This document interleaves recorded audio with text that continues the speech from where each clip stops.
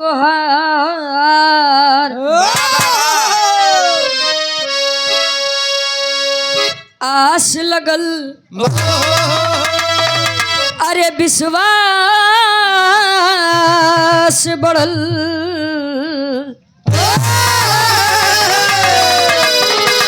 अब ले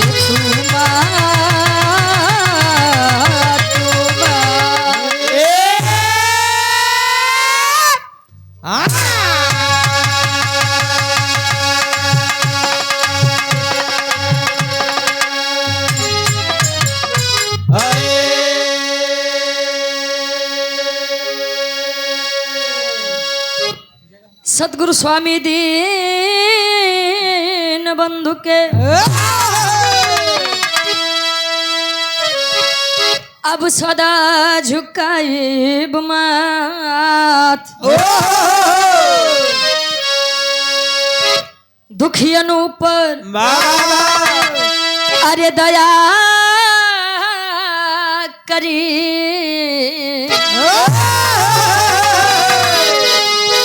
अब जय हो दीनानाथ।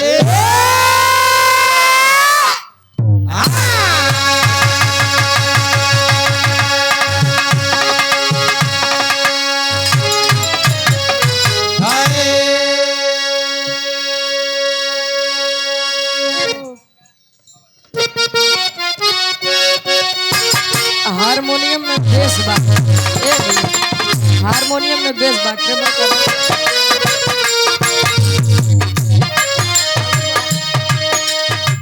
आवाज हारमोनियम के कर्पूर गौरम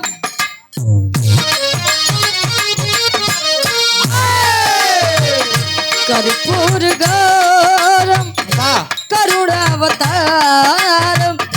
संसार सारम भुजगेंद्र हारम करुणावतारम संसार सारम भुजगेंद्र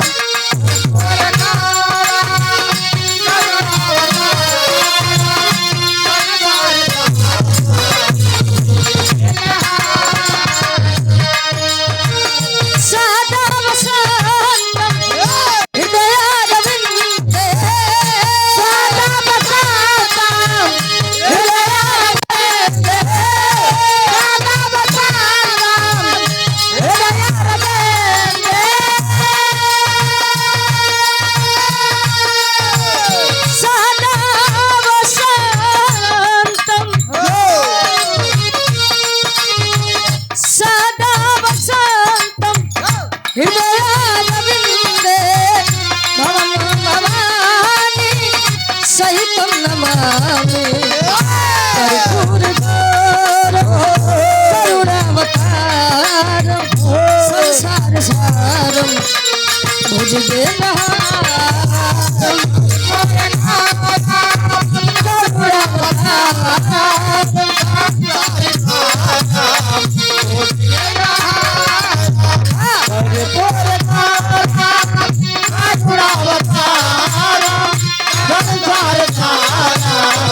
भुजगेंद्र अरे संसार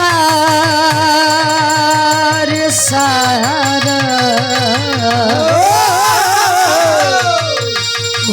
भुजगेंद्र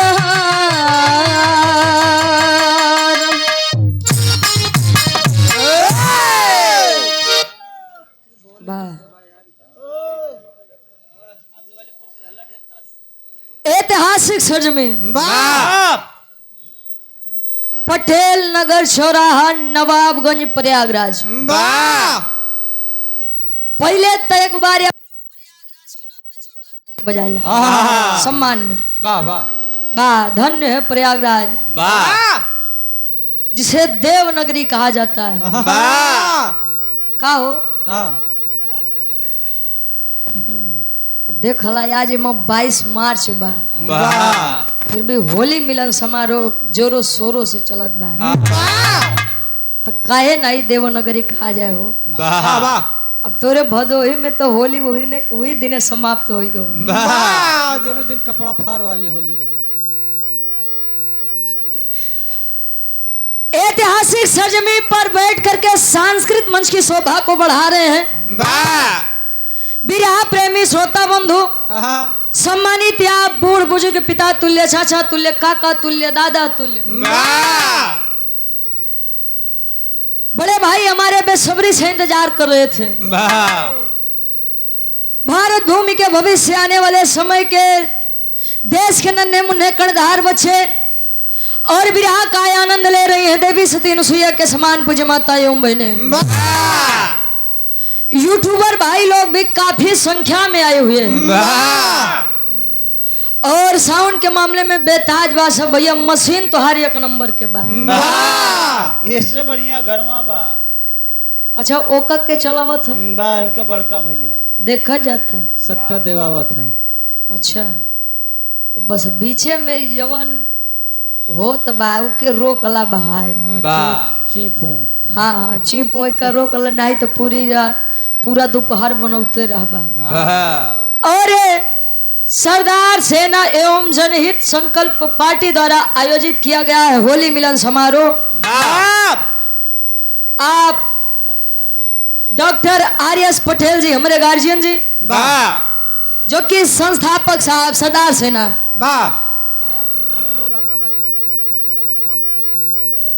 और हमारे गार्जियन जी ओम प्रकाश पटेल जी, पूर्व विधानसभा प्रत्याशी एवं प्रभारी सदस्य सेना एवं जनहित संकल्प पार्टी। अविनाश चंद्र काकड़े भैया हमारे नागपुर संरक्षक सरदार सेना, और एडवोकेट साहब आप रामलाल पटेल जी, और पूरी सरदार सेना कमेटी की तरफ से आप भव्य कार्यक्रम किया गया। बाएं तरफ मंच पर मंचासीन, जिनको अभी आप लोगों ने सुना, बिरहा जगत के बड़े अच्छे कलाकार, बड़े सुंदर कलाकार, बिरहा जगत में जिनका कोई जोड़ नहीं। आप हमारे सम्मानित गार्जियन जी राकेश यादव चाचा हमारे चाचा आता झांकई के पड़त बा चाचा। हाँ कई क्या हाँ हो सबके कई स्वर में हम गायिका रुचि यादव प्रतापगढ़ से अपने पूरी टीम की तरफ से आप सबके स्वागत, सम्मान, अभिनंदन एवं वंदन करते हैं। आशीर्वाद के छारी के बच्चे अपनी कला में कामयाब रहे। बड़ी सुंदर सुंदर गीत सुनाई के मिला। का घम घम करत बा भाई, मशीन अपन पकड़ के बैठा। या हिंदू धर्म में डबलू गुरु जी केहू राम के पुजारी बा, केहू श्याम के पुजारी बा, केहू आसाराम के पुजारी बा। मत से आओ वहाँ तोले हम कल जले हार गए हार आ गए उनका गुरु जी का सीख ले। ये मन बड़ा चंचल होता है। अरे वाह जल्दी तब भाव भजन में लागत नहीं लाग जाए प्रीत की भाई हो जाए। वाह अच्छा ये दुनिया में केवल दुइये महान रथे का हो। आवा तनी सा भाव भजन बने, बड़ा सुंदर सुंदर गीत हमारे राकेश चाचा से आप लोग सुना, क्या कहना। आवा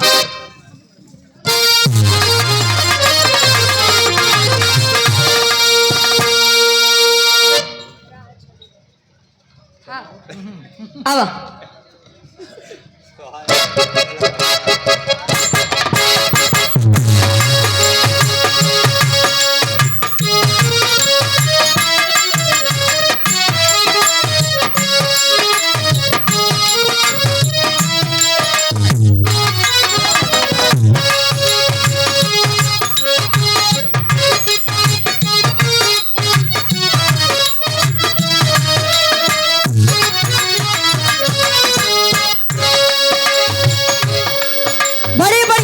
संकेत बा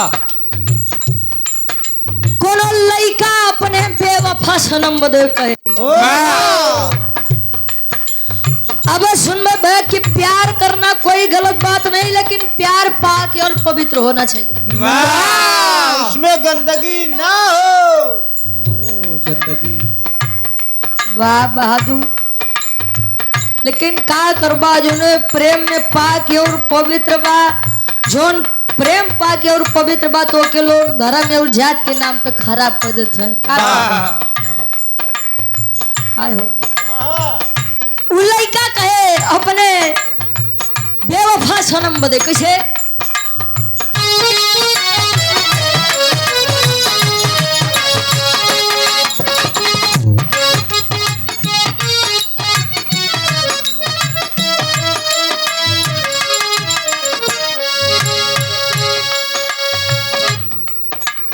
काहे करेलू हमके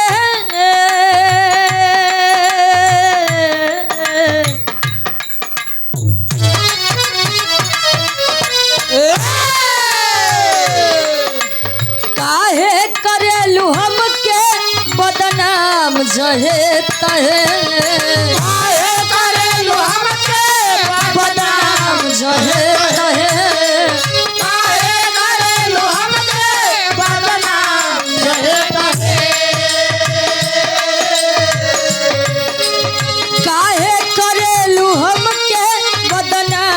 जहे तहे जनमों से ज्यादा तोहरा से, जनमों से ज्यादा तोहरा से प्यार भइल रहे, जनमों से ज्यादा तोहरा से प्यार भइल रहे, जनमों से ज्यादा तोहरा से प्यार भइल रहे। काहे करेलू हमरे बदनाम जहे तहे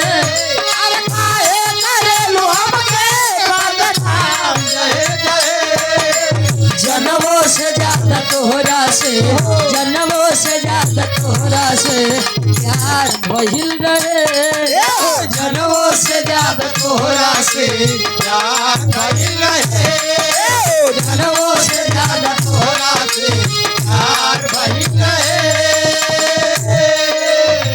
कहे काहे करेलू हमके बदनाम जहे तहे आ जनमों से ज्यादा तोहरा से प्यार भइल रहे। जरूरी नहीं कि जिससे प्रेम हुआ है वो किस्मत में होगा ही। अगर प्रेम की परिभाषा शादी होती तो शायद रुक्मणी जी की जगह राधिका जी होती और मीराबाई के पास स्वयं भगवान कन्हैया जी होते।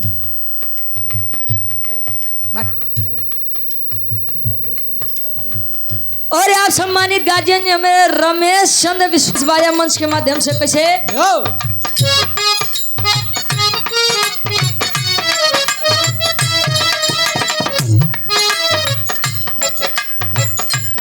आजा हंसवा पे होई के सवार मैया जी, हंसवा पे होई के सवार मैया जी,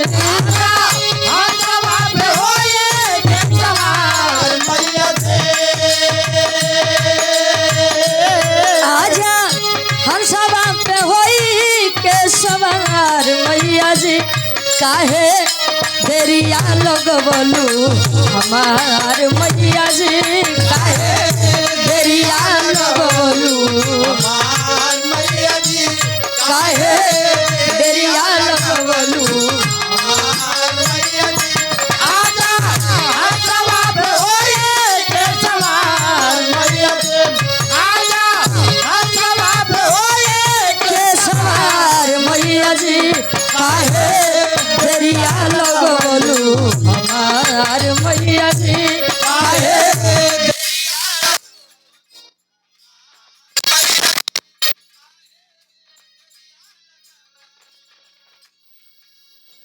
हंसवा पे होई के सवार मैया जी, काहे देरिया लगवलू हमार मैया जी। 56 प्रधान जी ये हमारे गार्जियन जी के द्वारा 51 रुपया बहुत बहुत धन्यवाद है प्रधान जी के आशीर्वाद के चारे ईश्वर करे प्रधान ही बरकरार रहे। कहे संतों के साये में सतगुरु का ढाबा है और मन मानो तो मथुरा, मन मानो तो काबा है, काबा है। हेलो, हमारे बीच में सरदार सेना के